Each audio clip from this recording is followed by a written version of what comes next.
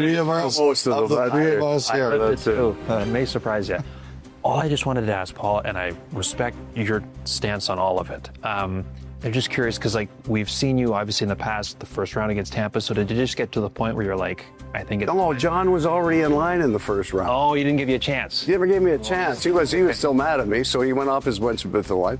And then it's just there was a lot more, as you know, in Toronto. There's Craig standing there, and I'm going, Craig, I don't want to shake your guys' hands. It's nothing. And he goes, yeah, I don't want to do. Like, we don't want to do that. We're more afraid of being viewed as disrespectful. That's what this is for me. Mm-hmm. I'm not trying to take a stand. I don't deserve to be in that picture. I don't want to be in that picture. It's theirs. It's okay if they have some stuff just for them. I'm not that important. It's just the truth. The players are the key to all of this. And they should not have to shake a bunch of hands of people they don't know, especially when they lose. Let the players have something, I think. Now, at the end of the series, one of us is going to win, one of us is going to lose. And whatever Chris wants to do is fine. Three-parter. Okay, hit me. How are the Oilers different this year? How are the Panthers different this year? And how is Paul Maurice different this year? So I'm going to answer the first two together. Both teams come into last year and this year with a definable trait that everybody would agree that they're good at. Got the two best offensive players in the world, pretty good offensive team. We've got a Selke Award winner, three-timer, and then analytically, we tell you that we've been a pretty good defensive team, number one last year in the playoffs, pretty good. Those are our strengths. What both teams have done is, and I'm not going to call it a weakness, the thing that's not their strength, they've improved. They're a better defensive team than they've been in the past by personnel and by structure. And some of that's just, both teams now have been in their structure for a few years with the coach. So they've spent more time being defined on how they're going to play. And then we are a better offensive team than we were. And part of that is Seth Jones and Brad Marchand come in, but Anton Lundell's not 21 or 22 anymore. This guy's a driver now, so the things that were not viewed as our strengths, we're both better at. And I think we certainly haven't lost any of the strength. We're still pretty good defensively. Still awesome offensive. For me, the biggest change, and this has happened over the 3 years, is I've learned so much from the players. How they interact with each other on a daily basis is far more now how I interact with them. These guys love each other. They work their butts off every day in practice. All I got to figure out is not give them too much because they will just go and go and go. So I keep cutting back practices. They support each other. They laugh with each other. They're on when they're supposed to be on. And they are the nicest human beings in the world off ice, truly, to our people with our staff, Addy, all the equipment people, all of those people around, they treat them as equals as they should. But that's true of the flight attendants, the bus drivers, it's the people they come in contact with.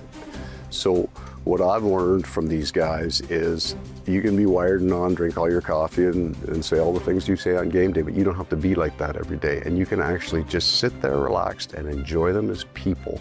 Be your own personality, be yourself, and just be people. And so you really do get a reprieve from the intensity of the coaching job, and I learned that from them. Because to piggyback on that, there's the last one from you, Mark. Because you said his last 3 years have been the impact it's had on your life being with this group. AJ Greer was talking to him. He said he's learned more this year with the organization than any year previous as a professional hockey player. So I just wonder, how did it all come together? Because surely it's not something as simple of no state tax in the state of Florida. There's much more going on. The least of it. There are two great stories in a room, the players, and the other great story is how they got there. So Bill Zito was a big part of this. He's this great big Italian restaurant owner, manager that cooks, cleans, makes sure everybody gets fed, and there's just an incredible sense of love. But he's also a trial lawyer, and if he gets his teeth into you and you're wrong, he's not coming off you, right? So he's got this great, loving personality, but incredibly intense in the room. So I guess maybe where it comes from, we all got our personalities. And if the two of us were sitting out and we're having a beer, we could make each other laugh. And that would be the best interview, right? Two people just talking. When you're just yourself. Bill Zito is, so look at all these guys that have come out of nowhere, and what they become is actually just themselves. You can be your own personality. And I had a player tell me that at an exit meeting. I said, what happened? Because this game just took off. He said, I figured out. I just got to be myself. I don't have to be funnier than I am, tougher than I am. I don't have to go out if I don't want to. I can stay home with my family. That's what I love to do. So I'm just myself, and I think that's the key. And I think Bill Zito is the driver of all of it. Wow. That's awesome. Great. Thanks very much, Paul. Yeah. Appreciate Just it. be yourself. That is awesome. Every word I just said to you is true. Yeah. It's exactly what I've been through, and it was, I couldn't. What I said, I kept getting off the phone when I first took the job, Carter Verhaeghe. I got off the phone. Hey, these guys are different. They're weird. That's been my experience here. So I don't know what the start of this is, but I believe they love each other. I think that's the difference. Yeah. So, Sergei, one of the neatest stories I learned throughout these playoffs is the gifting of wine bottles to your teammates after shutouts. And that came about from Lundqvist, right? Was kind of where they got the inspiration from? So, I mean, are you going to have to start your own winery here at some point just to keep up with the supply, or where do you source these? No, I mean, obviously I just buy the wine, and and it's my way to appreciate the guys, how hard they work in front of me. You know, we have a good defensive system and a good defensive group. You know, and it's just my way to appreciate that. You know, like, thank you guys for everything you like for your effort in this particular game. Is there a certain kind of wine that you buy for them? It's a different. I just tried that. It's a nice wine. It's a good wine. Are you a wine guy? I'm not drinking. No, I'm not drinking anymore.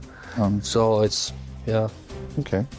And I think one of the things that your teammates said that, like, of course, the gift of wine is lovely, they're appreciative, but you also just write a little note, you sign in that, like the fact that you personalize it, they're like, that takes it to a new level of just the impact it means to them. yeah. I feel like it's a little, you know, more like soul to soul. You know, it's more like, I don't know. It makes it a little bit more special.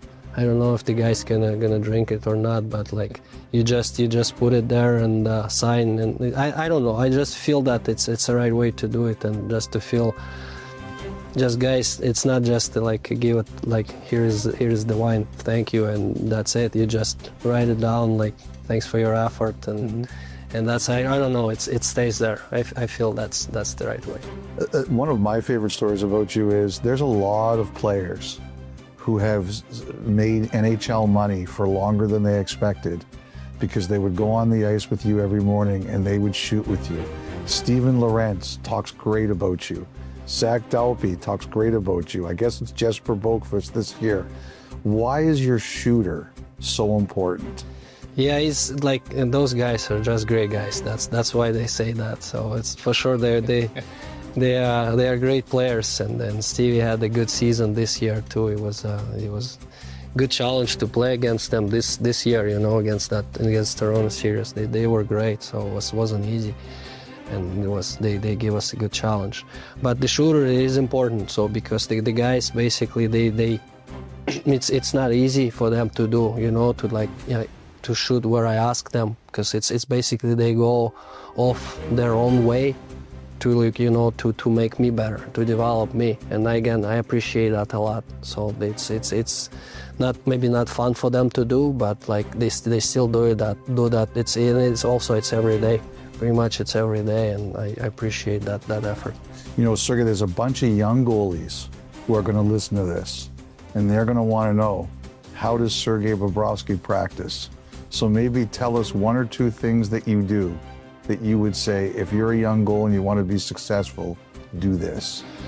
I would say, you know, I have those kind of questions all the time, but I would say to young goalies, I only can say enjoy the game. You know, have the love for the game, have the passion for the game, and game will teach you what to do. Well, game will teach you your own path. You know, you're gonna learn the way how you want to be, how you want to approach the game. And